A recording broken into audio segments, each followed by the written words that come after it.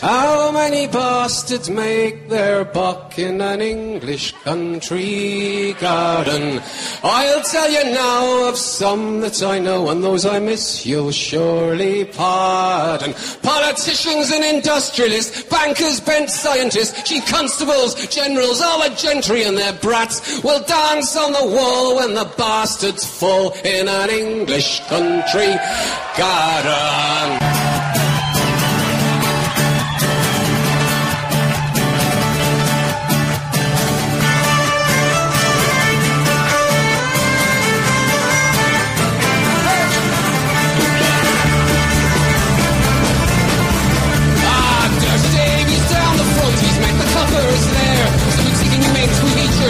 Dragged him away by the hair. He's gonna kick it in the head in a prison bed. He's telling me it's the law.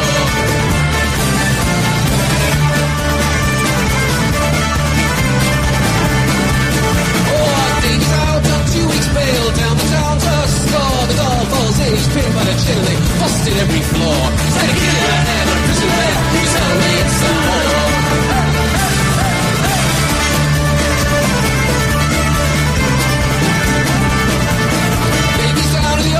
Squat lying with his lass. There's a brick tree of pain. He's out in the lane with the bailiffs in the glass. You gotta kick it in the head. Prison bed. Tell me it's the law.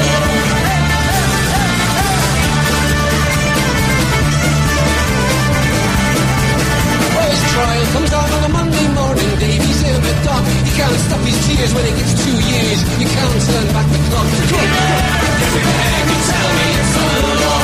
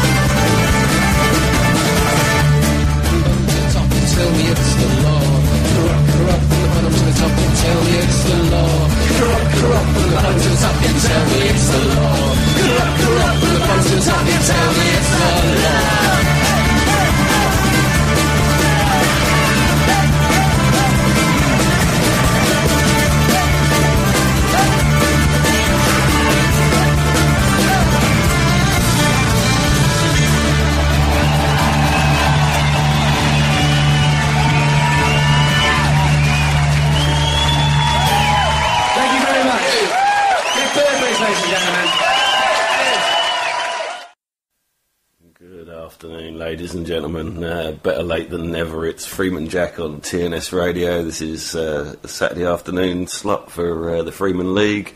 It's 4 o'clock in London. God only knows what the time is elsewhere in the world. I'm sure it's something else. That was the McDermott's 2 Hours and the Levellers with Dirty Davy live. Sorry I'm running a bit late today. Was on a very long drive last night. Woke up about 2:45.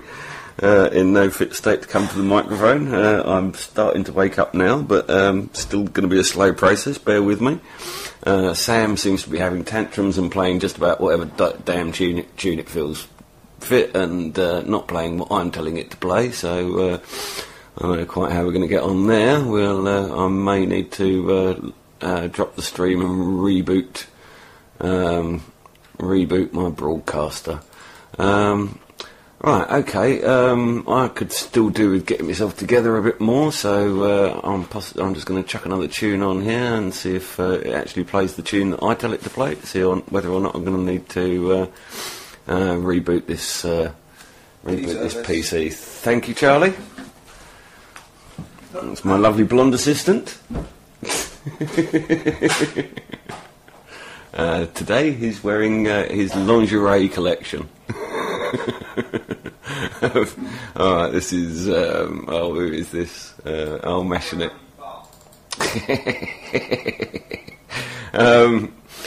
This is Mashing It and Resurrection. Let's hope this one actually plays what I tell it to play. We'll see. Oh look, it's the right one. Bloody hell.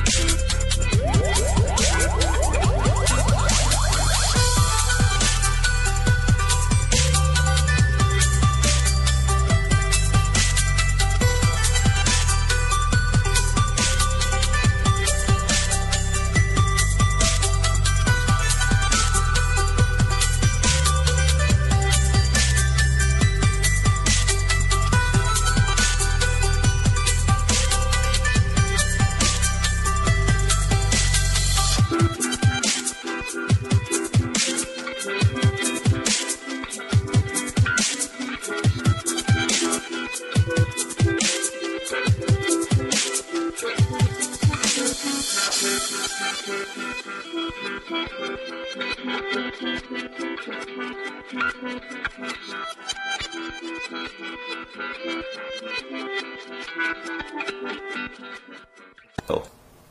that was the wonderful Machinette with Resurrection.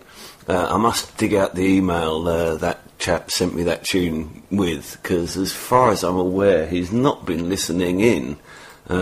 He got in touch with me about 8 or 9 months back. He was just about to start uni, and that was a tune that he'd knocked up in his bedroom on his home PC. And I loved it when he sent it to me, but it just wasn't really, the production standard on it just wasn't high enough for airplay. The EQ and the sound balance on it was off, probably simply because he'd produced it in his bedroom and had a particular system that he was playing it through with the tone controls set how he prefers them. But unfortunately, that doesn't give a true rendition of what the tune will sound like when it finally goes out over a standard EQ rig. So I just simply took it back into Audacity and tweaked some of the levels, and that was the result. And I've been playing it ever since. I think it's fucking absolutely wonderful. Right, okay, again, I suppose I better give my regular warning out that today we'll be discussing adult topics in an adult nature with adult language. If you're easily offended, probably better that you turn off. Obviously, I'd rather you didn't. This is TNS Radio. The policy is generally not to offend people. I probably don't do that good a job at that, but fuck it. Right, okay, well, I've been bending your ears for the last couple of weeks, really, with largely podcasts and half-thought-out ramblings of mine. But what I have been trying to do is I've been trying to assemble the narrative of, I suppose, my process of discovery. That although I have been plying the realms of the esoteric, the scientific, the intellectual and the artistic for all of my life, I still, at the age of 47, feel that I am entirely on a journey of discovery.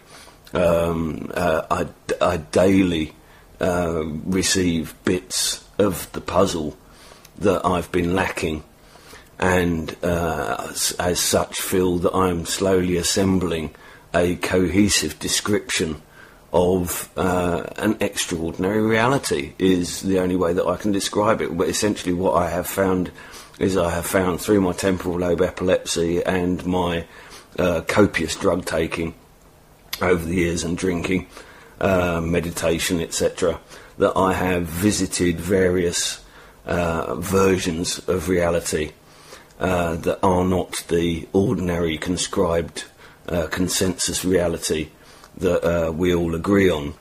And over the years I have slowly met more and more people and have come across more and more support for the fact that this non-ordinary reality, this extraordinary reality that I have experienced in these various altered states, is no less another reality, is another area of reality.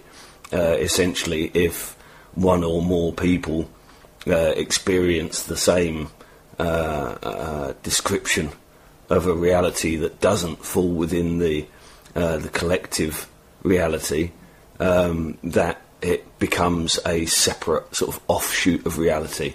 It's not outside of reality. This is the thing. Essentially, reality is that which we perceive. Nothing more, nothing less. And so if 2 or more people perceive something different to the other 6 billion of us, for them, that becomes their collective reality. Their collective reality will usually encompass both the ascribed collective reality that we all agree on, but that those 2 people will have a description, a subset of reality that is their own, but it doesn't make it any less real.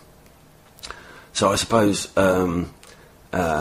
being the rationalist, reductionist, fundamentalist that I was when it came to science, although I loved the extraordinary, I loved the realms of the quantum the quantum physicist and the subatomic particle physicist. I loved the big colliders and the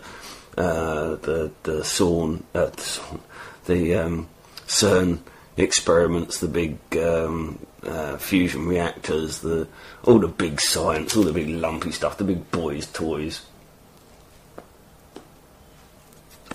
But what I've come to realise from my, I suppose, really, again, there we're looking at an esoteric. I came to the Freeman movement thinking that it was a socio-political movement, and the longer I have been active within it, the more I have found it to be an esoteric movement. And that what we're actually all desperately trying to do is find our true selves, the self that we were born into, and not that which we were then shoehorned into by society and by its manifest conscribing of reality. Again, this is something that could possibly be examined in as much as why would described reality or ascribed reality differ so widely, so very, very widely from our common experience of reality, and why would that width of difference be so taboo, so impossible to discuss in polite society? The paranormal, metaphysics, all of these things we actually experience on a daily basis. The set of keys that you put down on the side that miraculously disappear and reappear somewhere else in your house. And you can explain it using all sorts of rationales. Oh, the dog picked it up and moved it, or I must have put it there and forgotten it. But certainly the last few weeks, having begun to understand the nature of the probability wave, and how the subatomic world, which the universe is essentially constructed from, works on a probabilistic nature, not a deterministic nature. So where the Newtonian model describes a determinist universe, where one action pre-describes another physically and reliably and mechanistically, when we go down to the subatomic world, we now see that the subatomic world is an entirely probabilistic world, that there is the probability of a particle being at a particular place at a particular time. The particle would appear not to have actually existed in that place or that time, simply the probability of that particle, and it's then the action of us as the external observer that collapses that probability wave and creates that particle by our active observation. Oh bloody hell, I ought to bring up his name. I'm terrible with bloody names. Let me get my YouTube channel up. Is it Tom Clifford? No, it wasn't Tom Clifford. Hold on, let me just get this up. Smoked too much dope. Come on. Oh, Tom Campbell, that was it. The lovely physicist that I brought you the pod from last week. Tom Campbell and his probability wave function descriptions and his lovely real-world scenarios, where he so clearly described how this probability function affects things like whether or not you're going to get a parking space, whether or not you're going to have cancer when you go to see your doctor, and whether or not you're going to die as a result of the doctor's belief in that cancer. Again, one thing that perhaps with all of that science going on that he was talking, I suppose I do it often enough, so I suppose everybody must do it. Maybe it's me just being stoned. I tend to drift off, that when the topic is very dense and requires a lot of thinking to remain within the narrative and to be keeping up with the speaker, I often find myself kind of wandering in and out of my own thoughts rather than actually listening to what's being said. So I think one of the most important things that Tom Campbell is actually saying there is that with this probability function, that essentially we affect probabilities all of the time with our every day-to-day actions, that every time we plan or prepare, we affect the probability of an outcome. Every time that we think about the succeeding in doing something, we affect the probability of that function. And this isn't some airy-fairy, new old agey, oh, well, you know what I mean, if you believe it to be true, it will be true. He actually has the physics to back this up. To be quite honest, a lot of the probability stuff is more common sense. It's common sense applied in a manner that I'd certainly never thought of before. Although I think that we all do some of what he suggests as a matter of, even though we may not believe in what we're doing, we do it anyway because we know that it works, sort of thing. So we know that if we set off for a journey knowing that we're going to have an awful time and it's going to be terrible and the buses are going to be late and we won't get our train and it will be pouring with rain when we get there, etc., etc., etc., that largely that tends to happen. I mean, if we set off on a journey with that mindset, it'll be a very rare occasion that we'll get where we're going and think, oh, blimey, that wasn't so bad. You know what I mean? And then we had Grant Morrison as well, the mad Glaswegian occultist, telling us that basically by... oh, thank you, Churchhead. I've just spotted in the chat box there. Thank you so kindly, Churchhead. I'm sure that Churchhead has been studying our Tom's vids this week furiously, or at least I hope you have, young CH. I was talking to Churchhead in the chat box, on the Freeman League chat box the other day, about Homo Novo as well, my opinion that through the bifurcation of the human species into two subsets, I believe that we're actually already walking among the new man.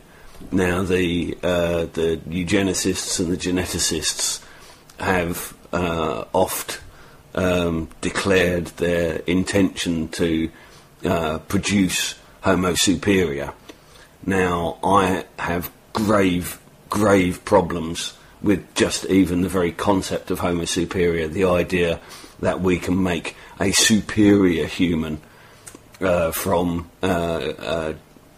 selectively genetically breeding certain traits into the human species.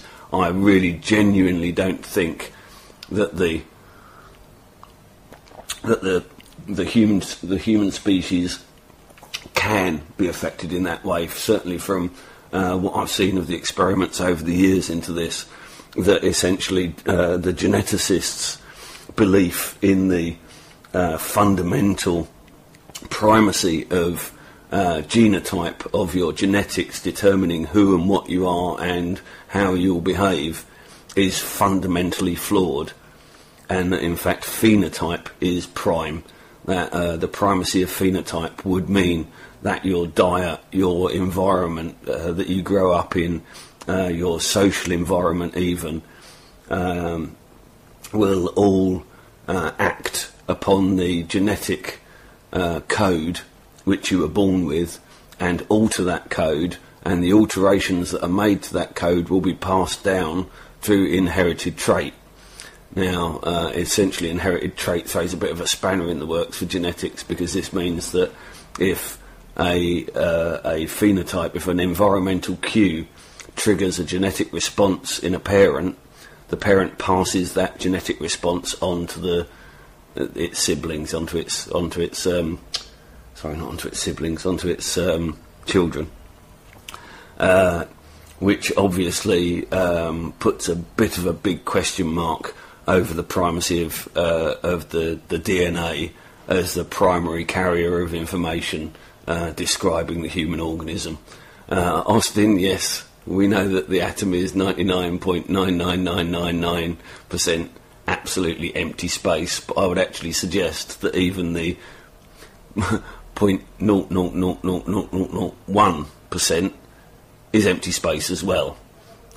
I could actually, if anybody's interested, I can go into the current, or my current, I suppose, best take on the etheric, the ether, the vacuum, if you like, the geometric nature of it, and how matter is constructed essentially from nothing.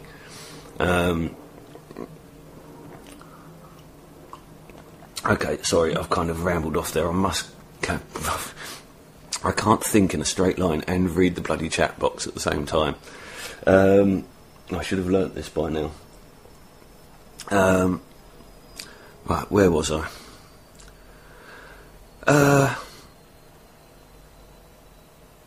Yeah, Homo Novo. So essentially, yeah, the eugenicists have had this held belief that simply by interbreeding the right humans, that one would be able to, like selective breeding in dogs, breed for a selective trait. Now, I'm sure that is possible to be done. I'm sure that it does happen to some degree, but that those traits are phenotype appropriate. That if you take a very strong genetic trait and expose it to its contradictory phenotype environment, the environmental cues that would naturally turn off that gene, within 4 generations you will see no expression of that gene in the population. The phenotype will switch it off completely.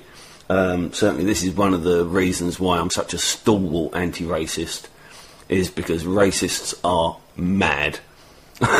They have absolutely no idea what they're talking about. That racial interbreeding has gone on as long as the human organism has been on this planet, and essentially through phenotype, any genetic intermingling of the subsets of Homo sapiens will essentially disappear through local phenotype within 4 generations. I've mentioned a couple of times there was an Italian trading port that had big connections with Africa, until one of the popes got really uppity about I think it might have even been the spread of Islam that he was worried about, and the sort of trading of ideas that went with the trading of goods at this port town. But this port town was essentially had a huge black African population. All of these mercantile traders that had been plying silks and spices and things from Morocco had essentially settled near the port, and the port town had become almost 25% black African. Now, because these were affluent families, we see an entirely different social sort of experiment, I suppose, with again, phenotype and genotype being very important. But in where largely a black African population displaced into a white community tended in other parts of the world to be due to the slave trade, and obviously the resultant fallout due to conditions and social pressures, would have been very different. But essentially these black African families in Italy tended to largely stay as black African families. They would marry within their own ranks. Then this Pope comes along, decides that he doesn't like all of this trade of ideas with Islamic Morocco, cuts off the trade. Well, of course, these settled African families in this Italian port town, they've got no particular desire to up sticks and move back to Africa. They're quite happy here. They have their community. They've been established for numbers of years. They've got their children and what have you. And so we see this now isolated, large black population within a white town. Now, according to the town records, which were kept throughout, these black families never actually leave this town. There's no wide-scale moving out of these black families. They remain amongst the town, and within 4 generations, apparently there's no black faces in the town. The entire black population had been essentially genetically altered by the olive oil and temperate climate and the social constructs around them, that all of the genetic cues that had made them look black African or even act black African had all been switched off. And so essentially they revert to exactly the same phenotype, cross-genotype in Mediterranean Europe, which is the olive skins of the Mediterranean white Europeans. Possibly with just the very faintest of features left still from Africa. But even things like an aquiline nose is a genetic preference for northern climes where it rains a lot, and the African, I don't know what the terminology is for it, but the wide-nostrilled African nose is specifically a genetic trait for dealing with very, very hot air. Now, obviously, as soon as you come out of hot air, the phenotype that holds that switch open for large nostrils is now no longer being switched with each generation. And if you've moved to a wetter, cooler climate where the aquiline, thinner, white European nose is preferred by the phenotype switch, then obviously you will end up with a white aquiline white European style nose. So you can see here that although we can trace the geneticists can trace the movement of the human genome out from Africa, and with various other oceanic cross connections being able to be traced, but essentially linear through the genes. This is simply because those genes have been preferred and maintained through that journey, and that the proof is from a time when travel would be linear and would be slow. Groups of humans would move very slowly across the planet and largely remain as a group, whereas now humans can obviously scatter across the planet like bloody buckshot and land wherever they want, whenever they want. So any extrapolation from primary migratory routes to what we see with the modern communication and travel creating the genetic melting pot that we see today just simply is a false comparison. So right, okay, I'm going to go to a tune just because I bloody feel like it. This is my friend Catherine's friend. This is his band, My Toys Like Me. This is Gus's band. He lives locally, as it goes. I really must get him round here for a Saturday. But this is My Toys Like Me, and this is Freak. Hopefully. Oh, come on. Oh, there it goes. Oh! No, that's not it. Git. Sorry, folks. Bloody Sam is really, really playing me up. I really probably could do with a reboot. It's not playing anything that I'm giving it to play. Alright then, okay, we're going to have to go with that one and see. Oh, here we go. Jack Out World, that will do. See if that one will play if I actually drag it to the player and drop it, and nothing. Oh, no, and that's come up with a completely different tune. Alright folks, I think you're going to have to twiddle your thumbs and talk amongst yourselves. At the very least, I'm going to have to stop and restart Sam, so excuse me while I drop the stream for a minute. I'm just going to close this Sam and restart it. You'll hear a tune to come back in, hopefully, if it's working. Back in a mo.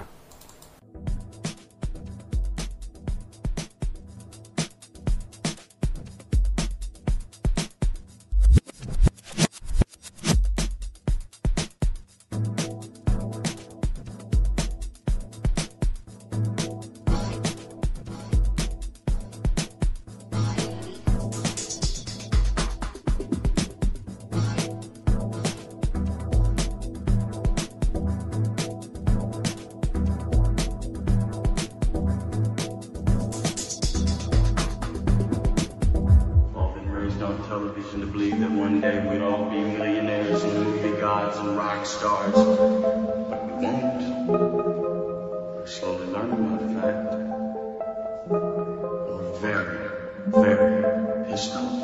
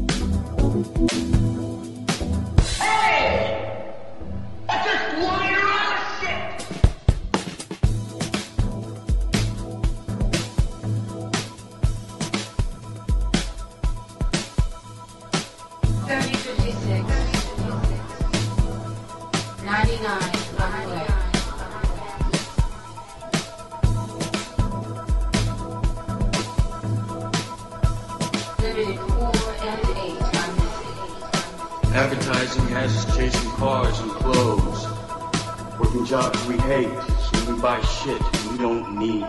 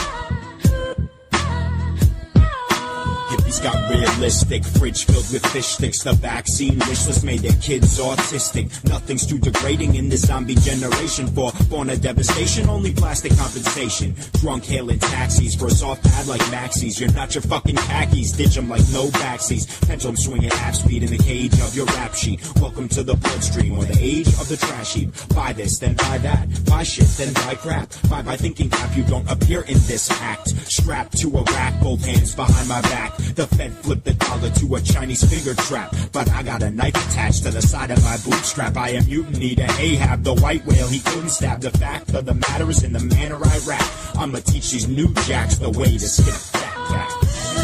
We are slaves to materialism, and we are slaves to consumerism.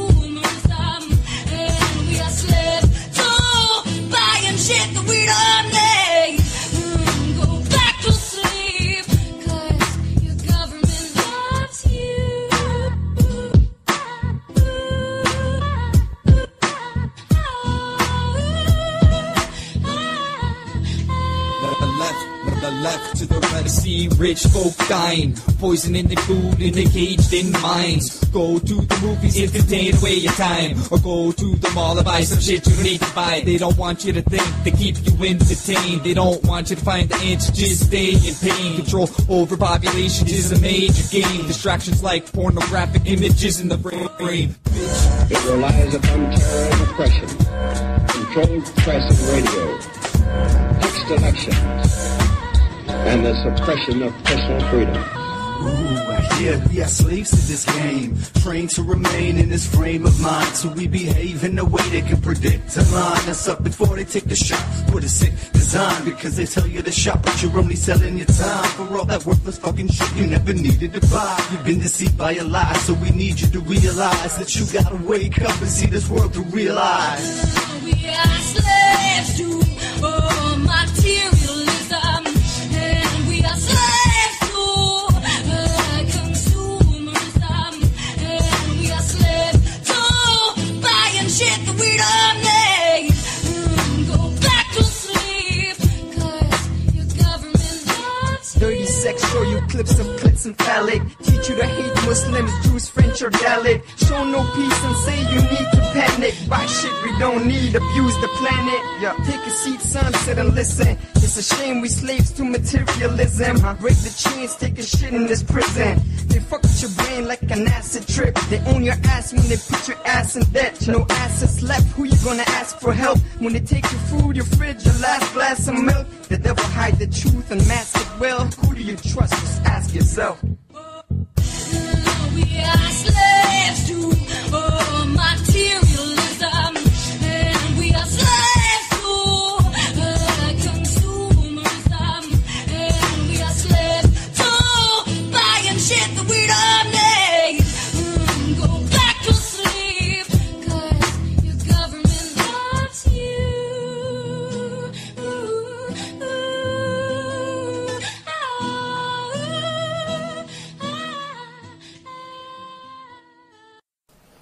Yeah, the brilliant Kanaska and Caged Mind, and before that we had Jack Outworld and the Quantum Singularity with Reality Bites.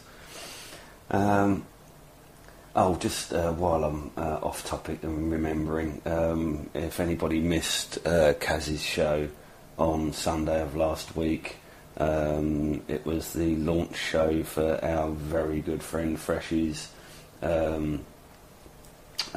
childhood abuse support website that he's set up.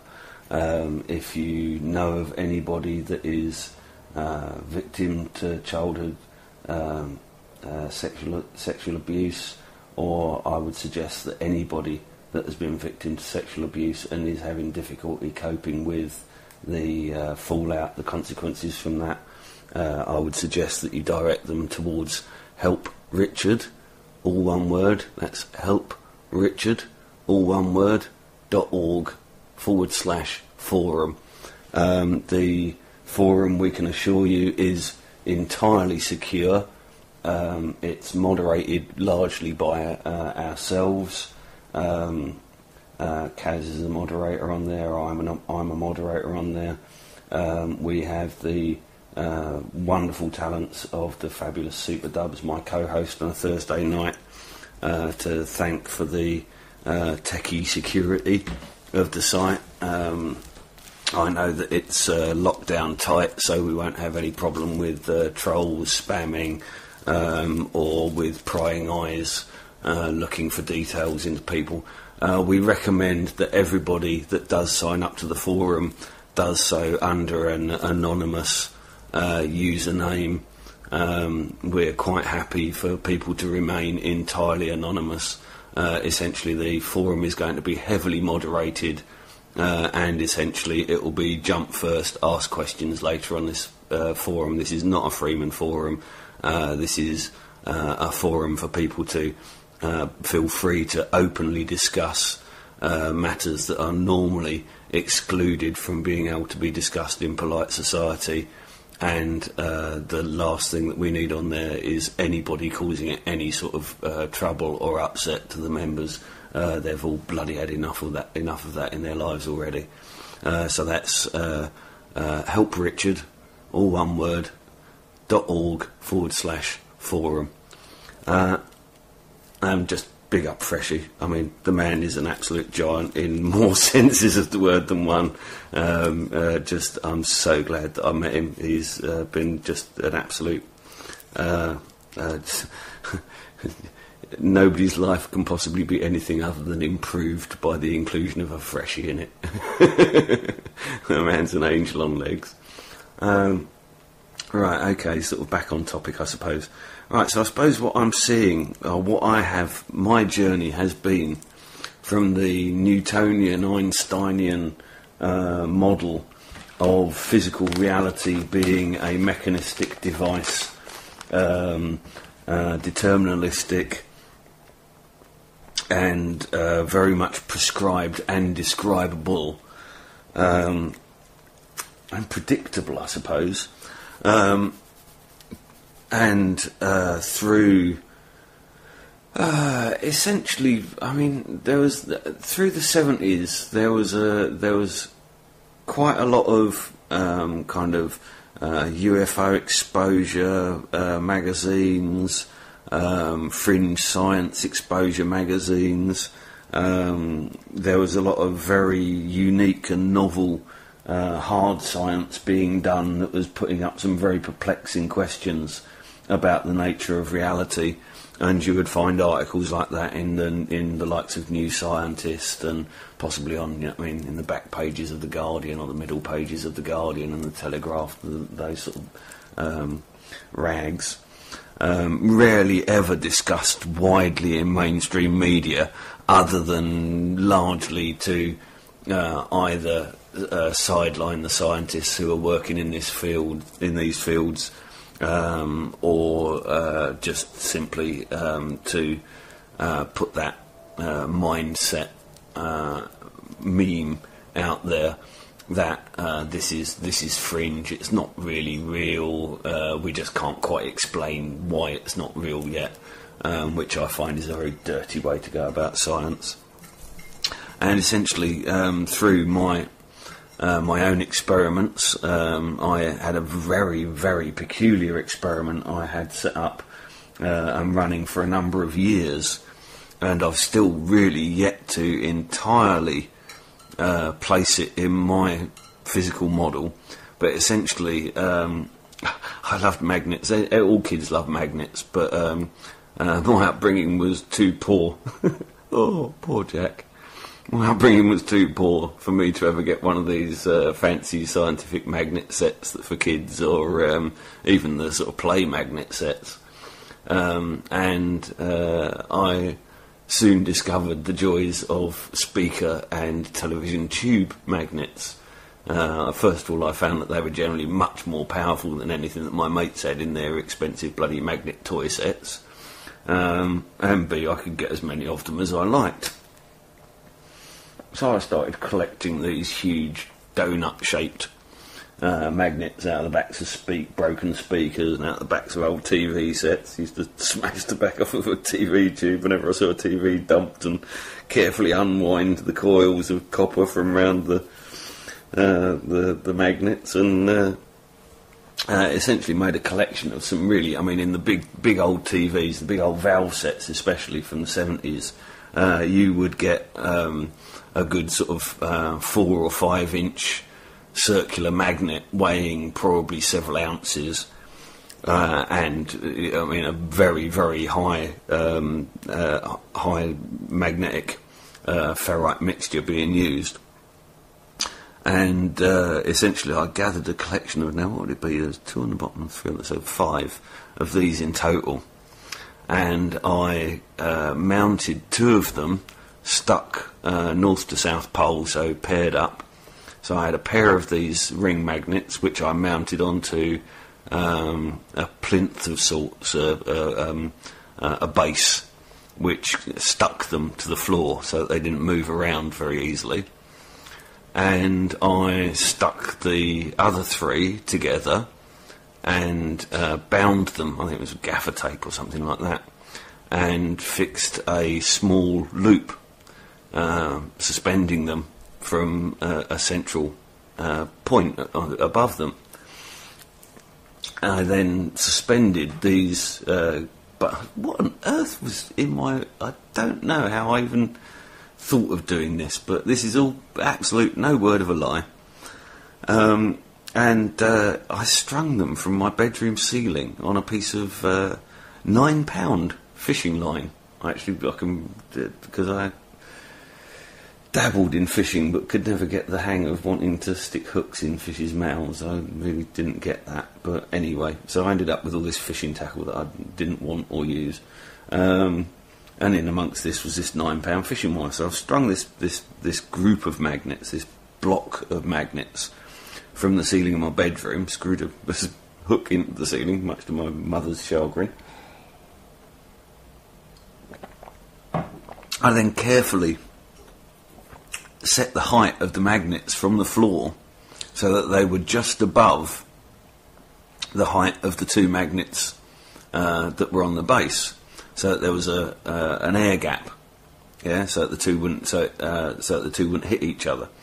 I then carefully place the two magnets on the base at the exact dead centre underneath the mounting point for the magnets that are hanging from the fishing line. I then turn the magnets so that they're opposing each other. So now I've got the north faces, the north surfaces of the magnets suspended and the magnets on the floor repelling. Now, first of all, obviously the interesting thing is, of course, that the pendulum swings out to the side and hangs there, unlike a pendulum normally does. And what I noticed was, first of all, it would jump to the side and then slowly roll around the magnetic field. And essentially what it was doing was it was finding the off-centeredness of the bottom of the lower magnets. So with this effect, I was able to essentially center the magnets underneath the pendulum, the pendulum of magnets, so very accurately that effectively, once I found the sweet spot, there would be a point where if you were to just tap the pendulum of magnets very gently, it would quite gladly roll around the edge of this magnetic field, hanging off a few degrees, maybe 2 degrees from the vertical, never actually managing to obviously find its way back to its perpendicular because the magnets were opposing. So now I start pulling the pendulum out and just dropping it gently into the magnetic field.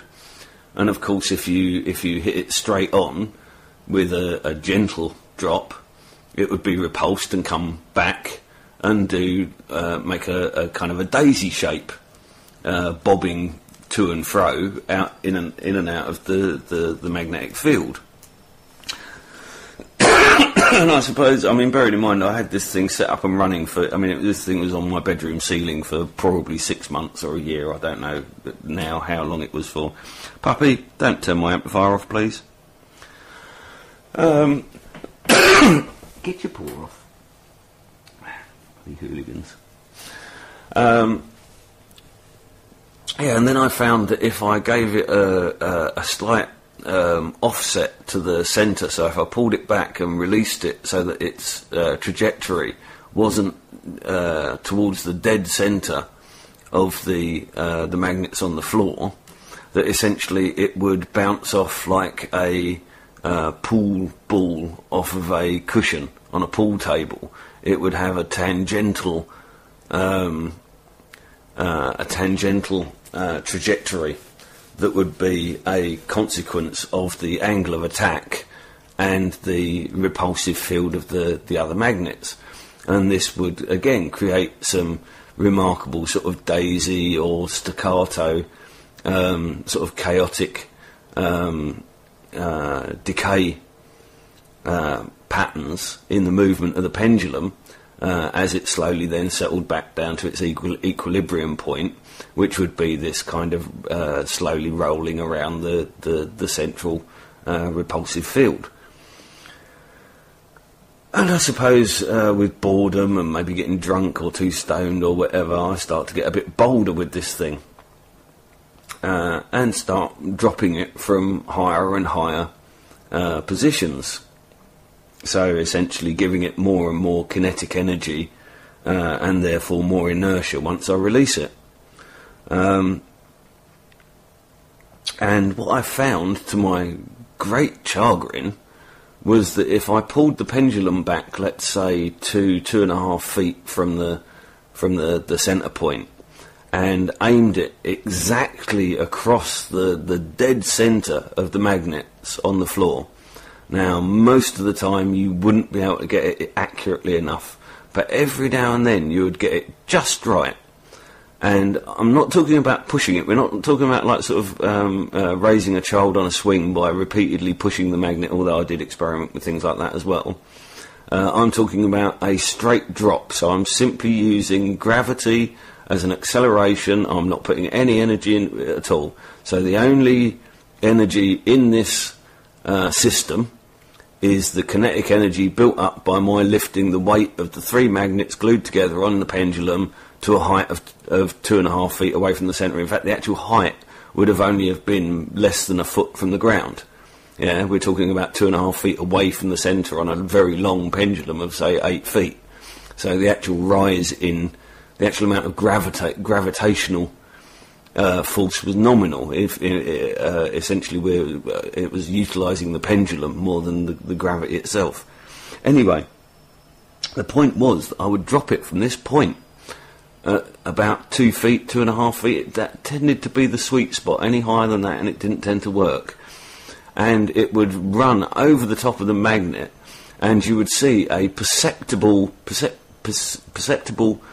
slowing of the pendulum as it reached the magnetic field, just slightly, almost imperceptible, but you could see it in the motion of the pendulum.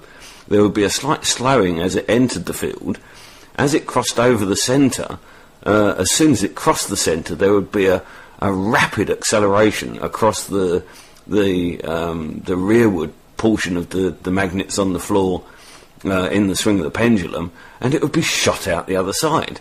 And the thing that really grabbed me was when it was shot out the other side, it would often go much higher than what I'd put the swing in. And sometimes the chaotic decay of that pendulum release would sometimes leave it leaping up sort of 4.5, 5 feet up in the air, and me having to duck it from my position, sat on the bed sort of 3 or 4 feet away from where the pendulum was. And at that point I didn't really know quite what I'd stumbled across, but I knew that when I asked my physics teachers and my science teachers at school what on earth it was that I was, that's just magnets, Jack, you know what I mean? Well, no. No, I kind of understand magnetic theory. I've read Einstein. I've roughly got how electromagnetic impulsion works, and there's no extra energy in this system. I'm seeing some kind of over-unity. Free energy, essentially. And essentially the difficulty in achieving the result that I knew that I'd seen, the difficulty in repeatability is the word that I'm looking for. The lack of repeatability, the lack of dependable repeatability, meant that although I would often see this and would often be completely bemused by it and wonder what on earth was going on, it wasn't repeatable enough for me to really study it. And as a result, I suppose I slowly lost bloody interest in the thing. You know what I mean? It was an interesting little toy for a while, and I suppose motorbikes became more important in my teenage mind, and they moved in instead of the toys of childhood, and I ended up in a bedroom full of bloody motorbike engines from then until in my 20s. But essentially I knew that the model was broken. I knew that the model that I was given at that point, the thing that I was being taught in school, the science that I was watching on television, the very nature of reality itself was constructed on a broken model. And I understood the nature. I mean, that was a wonderful thing that bloody hell, Tom Campbell said last week about the scientific model being just that, being a model. It's a description of reality, and to hold with the scientific model as dogmatically as science does today would be like holding an Ordnance Survey map of a region in your hand and believing the map to be the territory. The map isn't the territory, even if it's got every single blade of grass marked on there. It's not the territory. It's a model of the territory. It's a means of describing the territory in a prescribed way that allows someone else to experience that territory, to explore it. Yeah. So the dogmatic approach to the scientific model and the ignorance, I suppose, towards. I'm a teenager sitting in my bedroom playing with goddamn magnets. I can't be the only one to have stumbled across plenty of things that didn't fit with the dogmatic Newtonian model. But the dogmatic Newtonian model was preferred like it was a religion, the religion of science through the 70s and the 80s for anybody that wasn't paying attention or was too young at the time or whatever, would be hard to understand unless you had seen it happen. And then I have to add to that my experience of, I was a avid Sky at Night, Patrick Moore, BBC astronomy programme watcher from a very early age. I think it used to be repeated in the afternoons around the time that children's TV was on the main channel on BBC One. And I was one of those weird kids that would rather watch the freaky Patrick Moore talking about astronomy than watch Pib and Pob bloody hit each other with hammers or whatever it was. So as a result, I got a consecutive description of the currents of cosmology and astronomy over a course of maybe 20 or 30 years. I would watch every week's episode without fail. And as a result, I began to see a pattern emerging where a theoretical in astronomy would be discussed, presumed, put forward, and that the ability to observe and to measure this suggested possibility would require the building of a new telescope. I got a sneaking suspicion it might have been the Keck telescope that really did it for me. But essentially what I would see would be these discussions of theoretical astrophysics, then the discussions of what the mechanics, what the machinery would be needed in order to be able to observe these celestial mechanics. The building of such equipment was then put forward and put into place. Then these great new telescopes would then be switched on, whatever, finished off, pointed at a particular region of space where a predicted astronomical event is taking place, and lo and behold, it was taking place. And I saw this progress through many land-based telescopes, through ones being sent up in jumbo jets and stuff like that for certain things, solar eclipses which would reveal certain things about the cosmological universe, and on to Hubble. And I believe it, I was probably only about 14 when I realised that what was actually happening was that for all of these telescopes to be so successful, for the observed reality to match the predicted reality so very, and I mean, this was the other thing as well, was that every single time I would hear Patrick Moore come back onto the Sky at Night and go, well, this is quite remarkable. The level of fit between the observed effect and the predicted effect is 99.999, an incredible level of predictive capability from this wonderful science.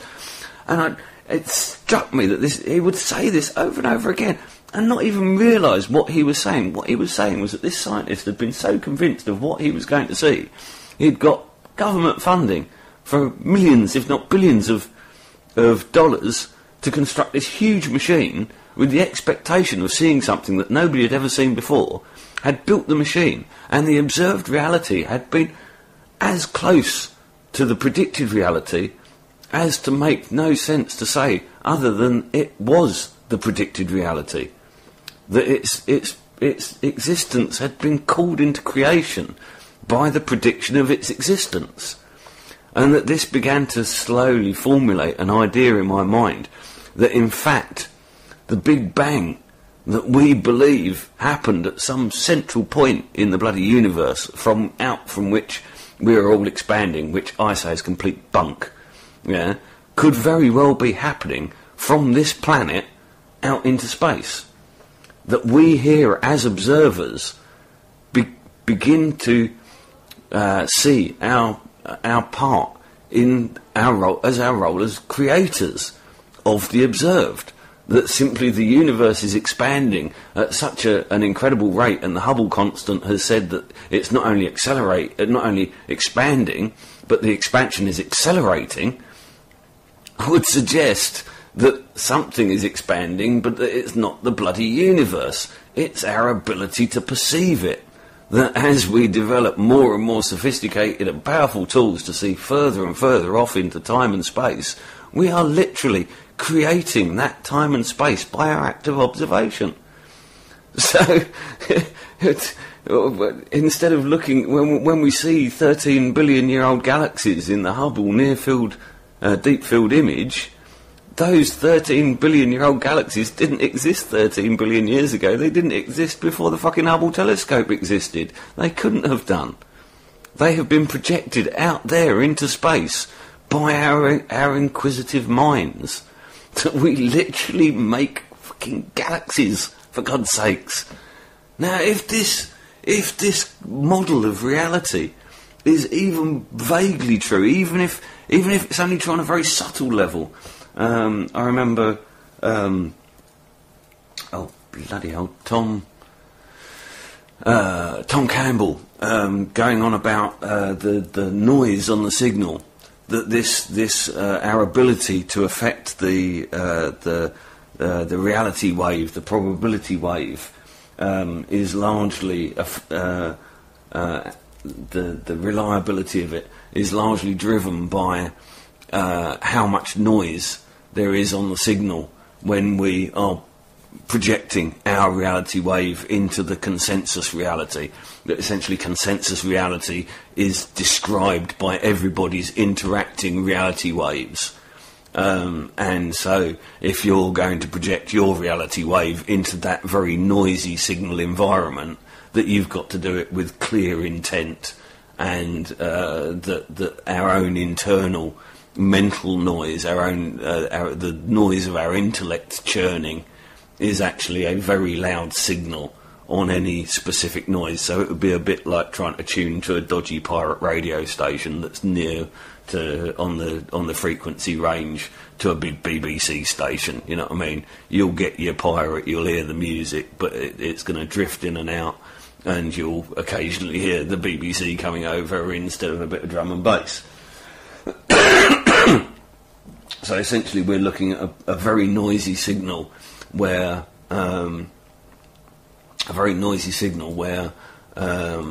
to have a reliable deterministic effect where we prescribe the nature of reality with our intention on some levels is going to be quite difficult.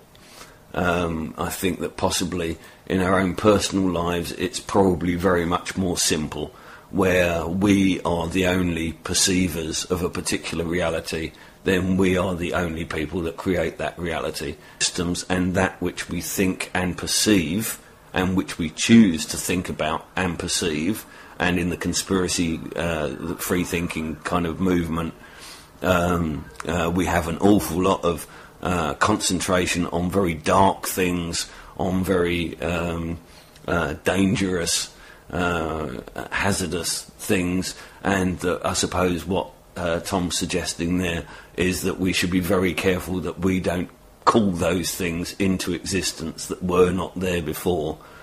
And another thing that he was saying in that particular point as well was that we need to choose our friends very, very carefully. That the people around us, their conscribed reality has a direct influence on our reality construct, and as such we do need to be very careful who we choose to spend our time with and how we allow that time to affect how we perceive and interact with the universe.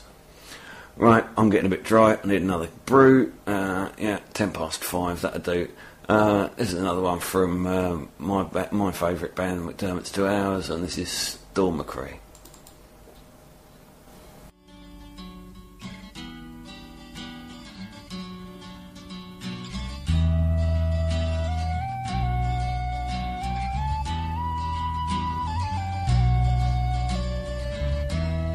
There was a time when the milk ran free. Your kiss was pure, you sang for me.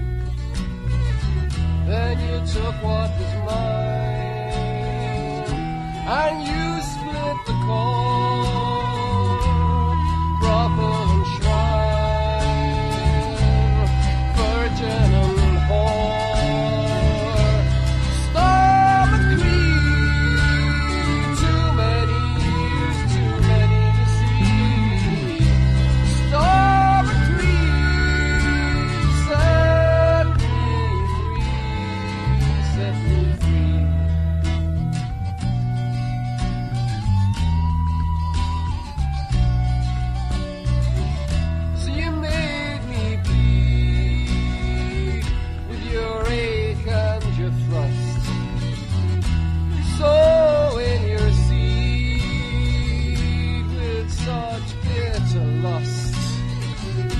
With a gun in your hand and the priest at your side, hey now brother stand, here comes your bride. Storm McCree, too many years, too many to see. Storm McCree, set me free, set me free.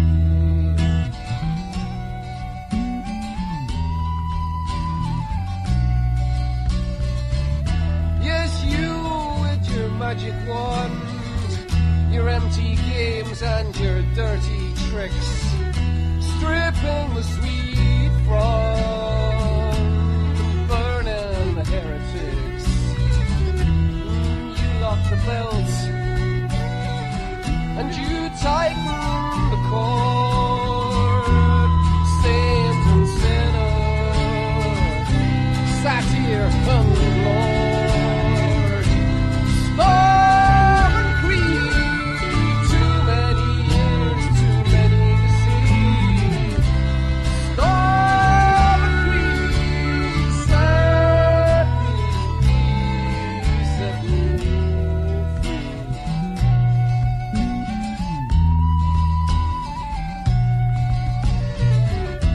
You can take me on the back, you can pin me to the wall, you can stone in my head till you think that you have it all. But there's a crack in your tower, and there's a lock on the wind. She's calling for power, so I know why the cage bird sings. Storm McCree, too many years, too many to see. Storm McCree, set me free, set me free.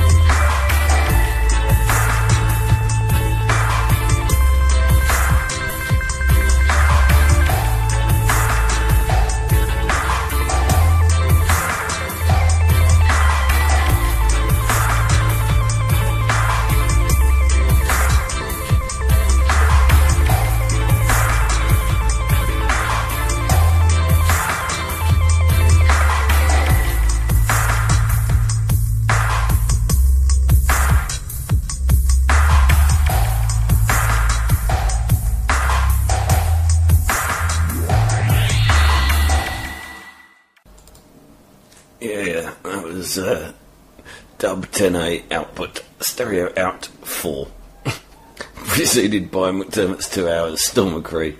If people are experiencing a choppy stream, I think it may be due to the weather.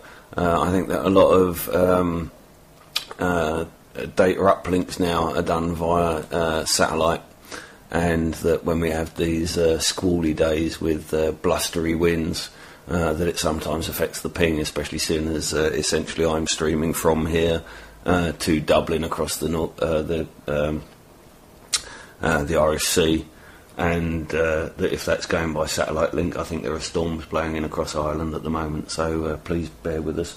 I might try and suggest that we set up a separate Shoutcast server local to the UK, and perhaps on occasions like this we can also restream to that as a backup. Right, okay, where was I? Just thanks to everybody in the chat box, except for you, Stingray Moore, you can feck right off. Yeah, reality. What a bitch, eh? It just gangs up on us when we're not expecting it, and shows us something that we weren't expecting to see of it. But I think that with some of these new models that are coming out, we can describe the observed experience with a new clarity, and that with that clarity we can perhaps move beyond the confines of the Newtonian model that we find ourselves so often conscribed to, and kind of hackneyed old term, I suppose, really, but think outside the box. We can begin to perceive potentialities that are beyond our current realm of conception, so that if we see the legal system as being wrong and misguided, then it's not so much a matter of direct campaigning and activism, but more a matter of conceptualising, intellectualising, and then applying intention to the change that we see needed. And again, this can be with the analogy of the radio stations. Essentially, one of us on our own may well be that dodgy pirate station with its drifting signal, but the more of us that come together and bring our minds, that focus our intention on a single subject, on a single possibility, and even better, if we can not only conceive of something as being possible, but imagine it to have become actual, to think about the actual daily living of that possibility, and that according to these new models of physics, that we directly affect the probability of that coming into existence. Like I was saying with the telescopes, we literally are describing our universe with our observations. So if we then turn that back into our own lives, that also, I mean, what's his bloody name again? My memory is shot to shit. Grant Morrison, the Glaswegian occultist dude. Oh, look, we've got OJ in as well. Hey, OJ. Right, where was I? Completely getting carried away there. I must stay away from the bloody chat box. What was it? Oh, that was what I was... yeah, Grant Morrison. I don't know what the bloody hell I was saying about Grant Morrison now. Does it matter? Not sure. Yeah, so essentially we by oh yeah, that was, I mean, he was saying that essentially we create the police that we then go on to hate, and that this is a construct of our own belief systems being externalised. But the thing is that this isn't just something that we do as an intellectual exercise. We actually do this. We get all of the real thugs of society, we stick them in a blue uniform, we give them a salary, we give them a pension, and we tell them, look after us. So if we then end up with armed thugs in blue uniforms not doing a very good job of looking after us, then really we only have ourselves to blame. I'm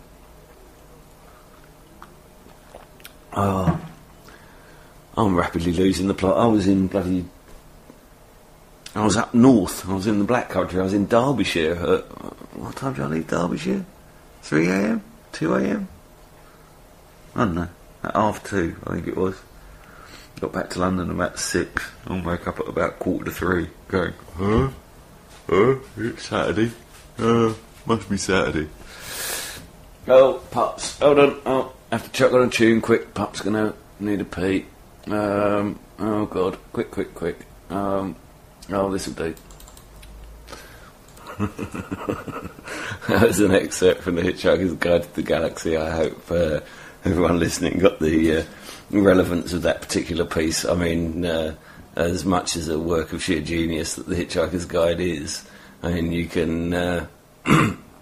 I've got a lot of that for you if you want it, Churchhead. I've got the whole lot. It's incredible. Hitchhiker's Guide to the Galaxy, that was from the first book, the BBC radio series. And the remarkable thing about that is that what he was describing there was a probabilistic universe in which time and place are travelled through probabilistically, and what the spaceship that they're on there, rather than travelling through messy intergalactic space, simply engages its infinite improbability drive and travels through every point in the universe simultaneously. And ethanol, if you were to get Polish spirit, which is basically 80 proof vodka, non-watered down vodka, you've basically got ethanol with about 2% of a little bit of water and a few other things. Basically ethanol is the base of most alcohols. There's a few others, but ethanol's the base one. It's what you get in your pint of beer that gets you pissed. Not that I would know anything about that, being teetotal, but recently teetotal. Right, okay. What are you pups up to? We've got 2 bloody 6-week-old pups here, and they're a handful, to say the least. Beautiful dogs, but blimey. Right, okay, so where was I going with this? Yeah, so we've got this...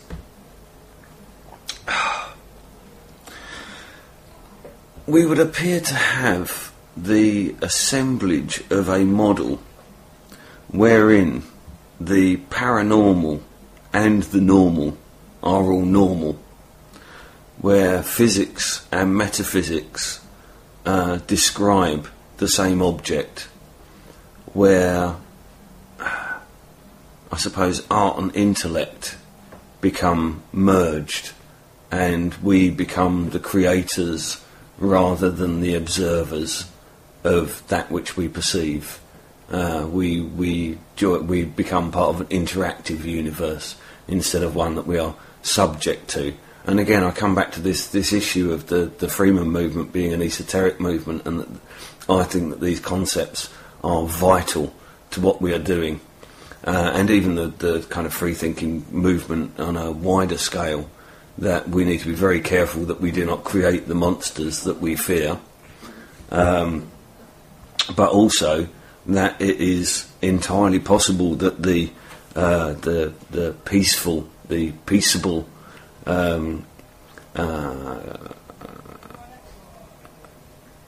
conclusion, I suppose, to many of our aims appears to be so far out of our reach that the massed ranks of authority that are lined against us seem to be insurmountable.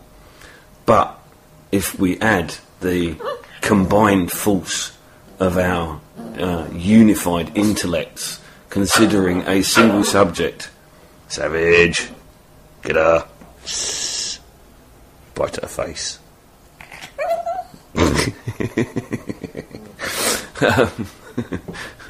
Bull Terrier, Rhodesian Ridgeback, Mastiff crosses.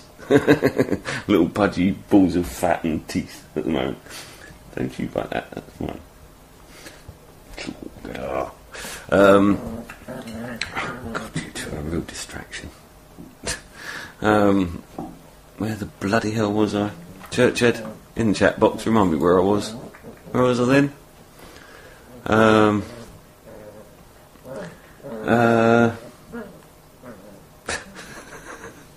This is really hard to do. Oh dear, I kept the missus up too late last night, so she's not awake to puppy sit for me. All the kids have gone out, so I'm lumbered with them. Like it or lump it. I wish I had a webcam here, you lot. Some hot puppy on puppy action going on at my feet here.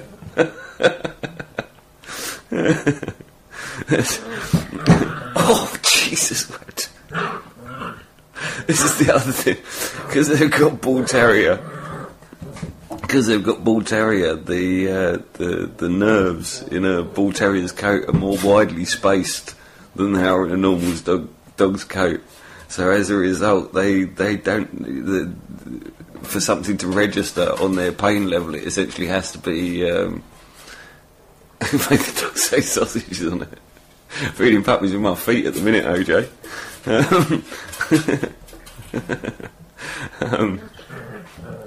Oh, for fuck's sake, you two. I really don't know whether I can manage this. I might just have to dig out a bit more Hitchhiker's Guide. I'm going to do that, so I'm going to pull out another.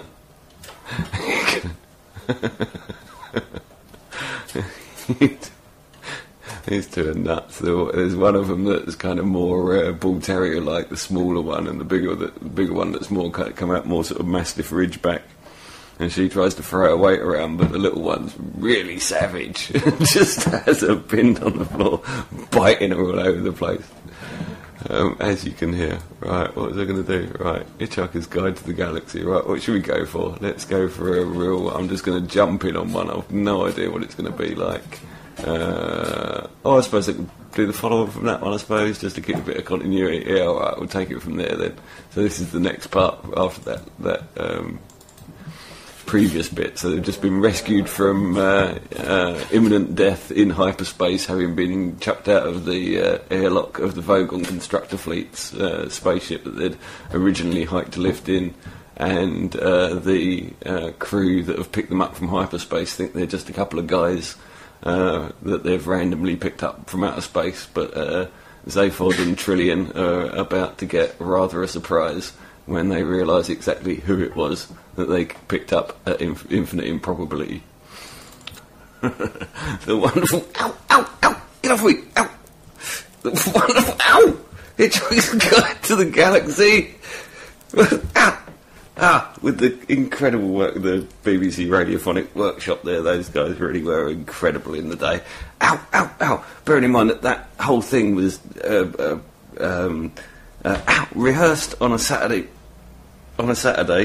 and performed live on air on a Sunday, with the Radiophonic Workshop doing all of that wonderful wizardry live on air, which is, I think, quite remarkable. I hope you'll agree that was kind of appropriate for the subject material. Churchhead, you're quite right. I was pointing to sovereignty being entirely linked with... we're all talking about personal sovereignty, but this is about taking command of our own universes, and about bloody time we've had other people choosing what our universes consist of for far too bloody long now. Bit of a strange one, folks. A little late to the air. Generally not at all on the board, Ray. I think you need to make a note in your black book about this one. Hopefully next week the puppies will be a week older and easier to... No, they'd be just as bad, wouldn't they? What have I done? Alright, I'm going to let go of the stream. Ray, get your wobbly stool ready. I hope you've got your noose tied tight. It's Mally coming up at 6 o'clock, and I'll see you next week with hopefully a bit more of a planned show. Will you stop eating my amplifier? This has been Freemanjack on TNS Radio for the Freeman League, and I'll see you on Thursday or next Thursday midnight with me and Super Dubs, or next Saturday for my regular Saturday slot. Bugger off, you little